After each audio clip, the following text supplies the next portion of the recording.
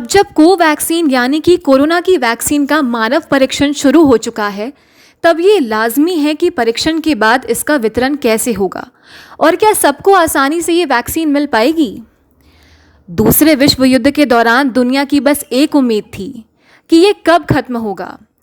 75 साल बाद वैसा ही मंजर फिर दिखा है, जब सभी कोरोना वायरस के खात्मे की आस लगाए बैठे हैं। दुनिया भर में 1.5 करोड़ से ज़्यादा संक्रमण के मामले हैं और 6 लाख लोगों की मौत हो चुकी है। इसमें से 12 लाख से ज़्यादा केस तो भारत में ही हैं।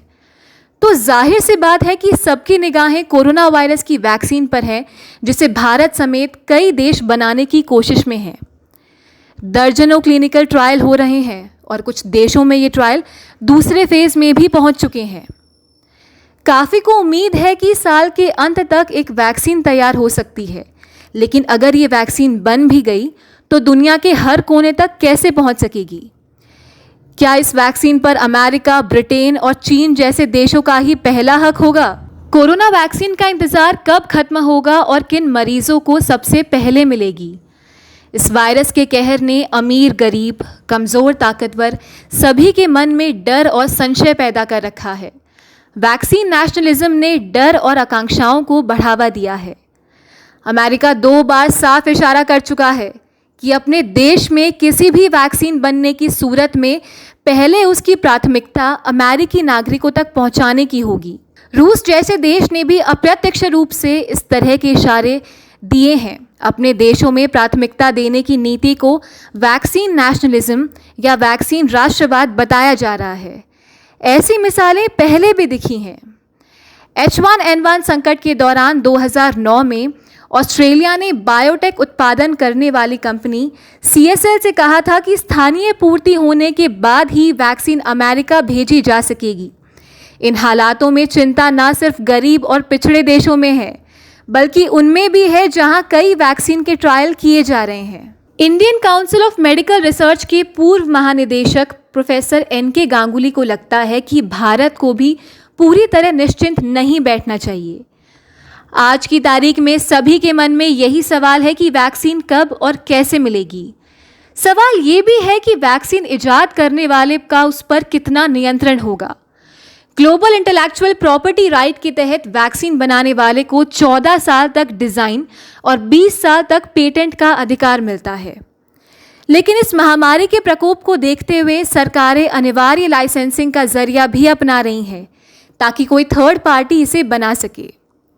WHO और यूरोपियन यूनियन ऐसे भी विकल्प ढूंढ रहे हैं जिसमें पेटेंट लाइसेंसिंग का एक बैंक बनाकर वैक्सीन सभी देशों को दे दी जाए। वैक्सीन के इंतजार के बीच ये साफ होता जा रहा है कि महज वैक्सीन बन जाने से लोगों की मुश्किलें रातों रात खत्म नहीं होगी। आम लोगों तक इसे पहुंचाने की एक लंबी और जटिल प्रक्रिया होती है। लीना मेघानी ने बताया कि मिसाल के लिए निमोनिया की वैक्सीन ही ले ली जाए, जो आज भी भारत में सिर्फ 20% बच्चों तक पहुंच पाती है। कोवैक्सीन के मानव परीक्षण के पहले चरण के तहत एम्स दिल्ली में एक वॉलंटियर को वैक्सीन की पहली डोज दी गई। एम्स में कोवैक्सीन के मानव परीक्षण की अगुवाई कर रहे कम्युनिटी मेडिसिन विभाग के प्रमुख डॉक्टर संजय राय ने कहा कि जिन्हें कोवैक्सीन का डोज दिया गया है, उनकी उम्र 30 वर्ष के करीब है और इंजेक्शन देने के बाद उन्हें 2 घंटे के लिए निगरानी में रखा गया। वैक्सीन का तत्काल कोई भी दुष्प्रभाव उन पर नहीं दिखा है। अगले 2 सप्ताह तक उनके स्वास्थ्य पर लगातार निगरानी रखी जाएगी। डॉक्टर राय ने बताया कि शनिवार से अन्य ऐसे वॉलंटियर्स को कोवैक्सीन की डोज देनी शुरू हो जाएगी। पूरी तरह से स्वस्थ व्यक्तियों को ही इस परीक्षण में शामिल किया जाएगा। ये परीक्षण गर्भवती महिलाओं पर नहीं किया जाएगा। उल्लेखनीय है कि बायोटेक कंपनी भारत बायोटेक ने कोवैक्सीन का मानव परीक्षण 15 जुलाई को शुरू कर दिया था। हरियाणा में रोहतक PGI और एम्स पटना में इन मानव परीक्षण की शुरुआत हो चुकी है। एम्स न्यू दिल्ली में पहले चरण के दौरान 100 लोगों पर परीक्षण होना है। जब कोवैक्सीन पहले चरण में सुरक्षित साबित हो जाएगी तो दूसरे चरण की शुरुआत होगी। पहले चरण का उद्देश्य ये देखना है कि ये वैक्सीन सुरक्षित है या नहीं। अब देखना ये होगा कि भारत इस वैक्सीन को बनाने में कितना सफल रहता है और अगर कोवैक्सीन बन गई तो क्या प्राथमिकता रहेगी भारत की।